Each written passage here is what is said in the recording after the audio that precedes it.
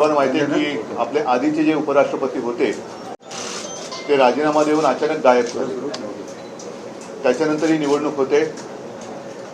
India आघाडी म्हणून एकजुटीने ही निवडणूक आम्ही लढतो आहोत आणि आमच्या आघाडीकडनं आदरणीय सुदर्शन साहेब त्यांचा परिचय आपल्याला काय करून देण्याची आवश्यकता नाही. ज्यांनी संविधानाच्या चौकटीत राहून काम केलेलं आहे आणि आता जी देशाला गरज आहे ती आपली सत्सद विवेक बुद्धी जागृत ठेवून जी शपथ एखादं पद स्वीकारताना सगळेजण घेतात ती संविधानाची शपथ घेऊन न्यायबुद्धीने वागणारे आता आपल्याला उपराष्ट्रपती पाहिजेत. आणि आम्ही सगळ्यांनी असं ठरवलेलं आहे की एकजुटीने या देशातली लोकशाही वाचवण्यासाठी जे काही प्रयत्न करतो आहोत तिला अधिक मजबूती येण्यासाठी आपण ही निवडणूक जिंकण्याच्या इराद्याने लढवली. आणि आज मी त्यांना धन्यवाद देतो, शुभेच्छा तर देतोच आहे की खास करून ते आज मुंबईमध्ये आले, मातोश्रीला आले. आम्ही आपल्याला पाठिंबा तर दिलेलाच आहे. महाराष्ट्रातले महाविकास आघाडीचे सर्व प्रमुख पक्ष आणि त्यांचे नेते हे एक दिलाने आपल्यासोबत आहेत. चमत्कार याला काही चौकट नसते. चमत्कार कसाही होऊ शकतो म्हणून त्याला चमत्कार म्हणतात. तर चमत्कार हा करण्याची ताकद ज्यांच्यामध्ये आहे आणि ज्यांना आपल्या देशाबद्दल खरंच आतून प्रेम आहे ते सगळेजण मिळून एक चांगले उपराष्ट्रपती आपल्याला देतील सुदर्शन साहेबांच्या रूपाने, ही मला खात्री वाटते. सर हिंदी में एक शॉर्ट में बोलना है. पहले मराठी में तो पूरा होने दो फिर बात करते हैं और फिर साहब भी बोलेंगे. रेड्डी सर आप ये थोड़ा ठीक है. आप लोगों को तो मालूम है मराठी में तो बोल नहीं सकता. ख्वाहिश है कुछ बोलूं. अब देखते देखते आगे क्या होता है, सीख भी जाते हैं. और आप लोगों को तो मालूम है मैं प्रतिपक्ष पार्टियों की तरफ से उपराष्ट्रपति पद के लिए नॉमिनेशन दाखिल करे हैं और सब प्रतिपक्ष पार्टी के जो सहमत बने हैं वो उद्धव जी के बगैर नहीं हो सकते, ये बात मुझे मालूम है. और संजय जी हमारे साथ सेंट्रल हॉल में थे, साथ में आकर हमारे नॉमिनेशन भी दाखिल करे. मैं उद्धव जी से एक मर्यादा होती है. ऐसा नहीं है मैं पहले मर्तबा आकर यहाँ पे उनकी मदद मांग रहा हूँ. उनकी मदद तो मिल गई मुझे. उनको धन्यवाद देने के लिए दिल्ली से यहाँ तक आया और मातोश्री में आने के बाद ऐसा लगता कि कहीं कहीं कहीं महत्वपूर्ण निर्णय यहाँ पे लिया गया देश के हित में, महाराष्ट्र के हित में. It has given many political twists and turns to the Indian political situation, and I know I am sitting at the most respectable place. Once upon a time was the abode of Sri Bala Sahib. उनके भी blessings लेने के लिए यहाँ पे आया हूँ मैं और उनके ब्लेसिंग्स तो मिल ही जाएंगे. अभी इस वक्त कोई ख़ास और आप यहाँ के सामने कोई अवसर तो नहीं देता. और आप लोगों का भी बहुत बहुत धन्यवाद. आप लोगों के भी बेस्ट विशेस हमारे साथ हैं, इसके लिए मैं बहुत आभारी हूँ. सर एक सवाल, जैसे कि एनडीए के उपराष्ट्रपति पद के जो उम्मीदवार हैं उनको वोट्स पाने के लिए यहाँ के जो मुख्यमंत्री हैं देवेंद्र फडणवीस, उन्होंने उद्धव जी को या शरद पवार को उनको फोन करके बातचीत की कि हमारे को समर्थन दीजिएगा। वैसे आपकी कोई स्ट्रैटेजी है कि एनडीए के लोगों से आप उनके बातचीत करें? नहीं जी बता सकते हैं क्या पहले? Sir, you have asked a good question. I have almost drafted the letter, both in English and Hindi, appealing to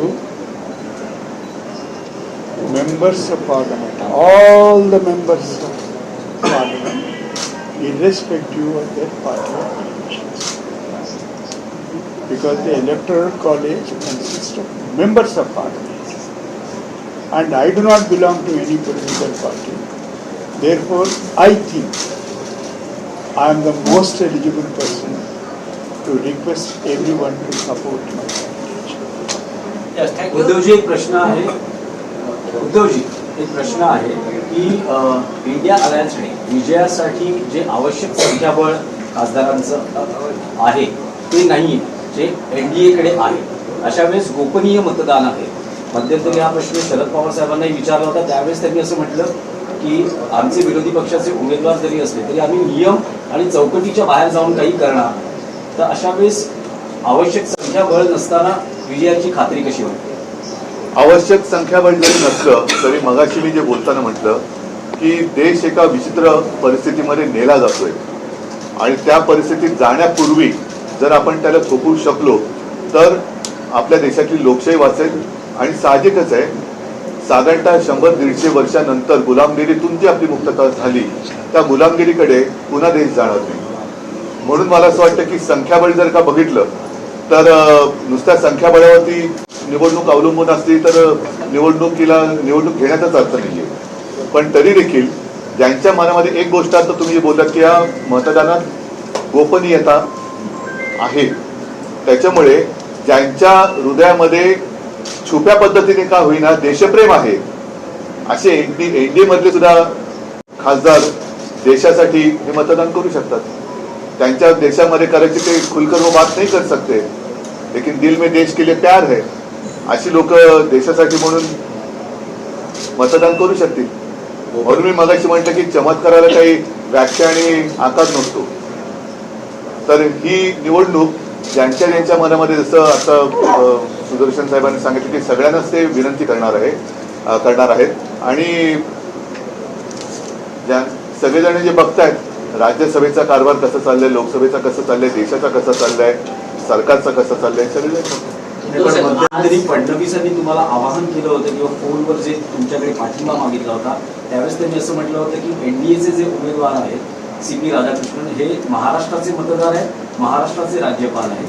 आता मतदार यादीतलं त्यांचं नाव हे बघावं लागेल आणि त्यांच्या म्हणजे देवेंद्र फडणवीसांनी मला फोन केला होता, ही गोष्ट सत्य आहे. मला एका गोष्टीचं थोडंसं आश्चर्य वाटलं की माझा पक्ष चोरला, माझा पक्ष फोडला, तरी देखील त्यांच्या समोर उभे राहून जे माझे निवडून आलेत, जनतेने निवडून दिलेत, तेही त्यांना पाहिजेत. या विनंतीला काय अर्थ आहे? आणि मग तसं जर का पाहिलं तर राष्ट्रपती पदाची जेव्हा निवडणूक होती तेव्हा तर मी न मागता शिवसेनेने त्यांना मतदान केलं होतं. कोणी मला विनंती केली नव्हती. निवडून आल्यानंतर सुद्धा कोणी मला, माझी अपेक्षा नव्हती धन्यवाद सांगायला, पण एक कर्टसी ज्याला म्हणतो, फोन काय आला नव्हता. आता जेव्हा गरज असेल तेव्हा वापरा आणि गरज संपली की फेकून द्या, या पद्धतीलाच आता आपल्याला नाकारलं पाहिजे. गुप्त मतदान आजचं मतदान आहे आणि तुम्ही म्हणताय की चमत्कार होईल, तुम्हाला आशा आहे पूर्ण आशा आणि याचा काय सांगड कशी घालतात? आशा ही आशा असते. उम्मीद पे दुनिया कायम है. उद्धव सर, आज संपूर्ण मुंबई ठीक आहे, मला असं वाटतं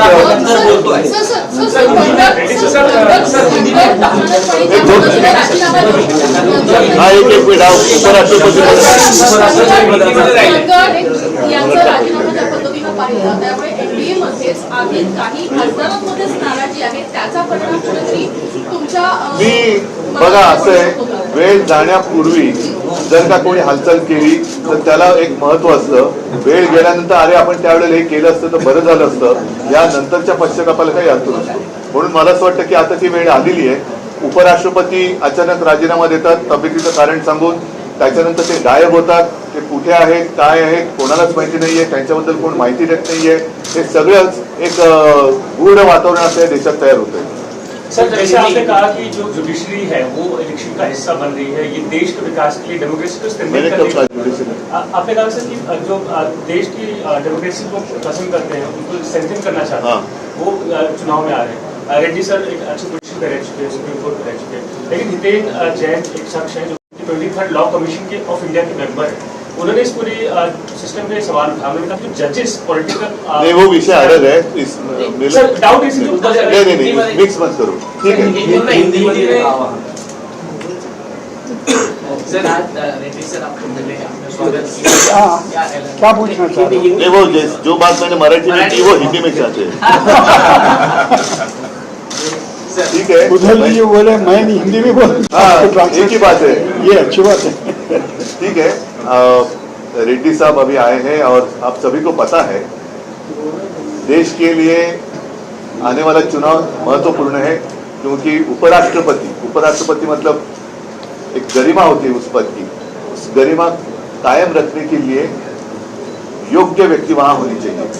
और हम सारे लोग देख रहे हैं कि हमारे जो पूर्व उपराष्ट्रपति थे, अचानक क्या हुआ, उन्होंने इस्तीफा दिया, तबीयत ठीक नहीं कहा और लापता हो गए. एक टीवी पे सीरियल थी, कहाँ गए वो लोग, तो वैसे वो कहाँ गए हमारे उपराष्ट्रपति जी. तो अभी समय आया है जितने भी सांसद है और जिनके दिल में देश के लिए प्यार है, वो सभी लोग रेड्डी साहब को मतदान करें. और हमने तो डिसीजन लिया है, निर्णय लिया है. पूरी इंडिया आघाड़ी और महाराष्ट्र में महाविकास आघाड़ी, सारे जो हमारे पक्ष है, मित्र पक्ष है, एकजुट होकर हम रेड्डी साहब के पीछे करेंगे. एनडीए के उम्मीदवार को समर्थन देने के लिए आपको देवेंद्र फडणवीस ने फोन किया था, उसके बाद आज मैं उनको रेड्डी साहब को मतदान करने के लिए फोन करूंगा.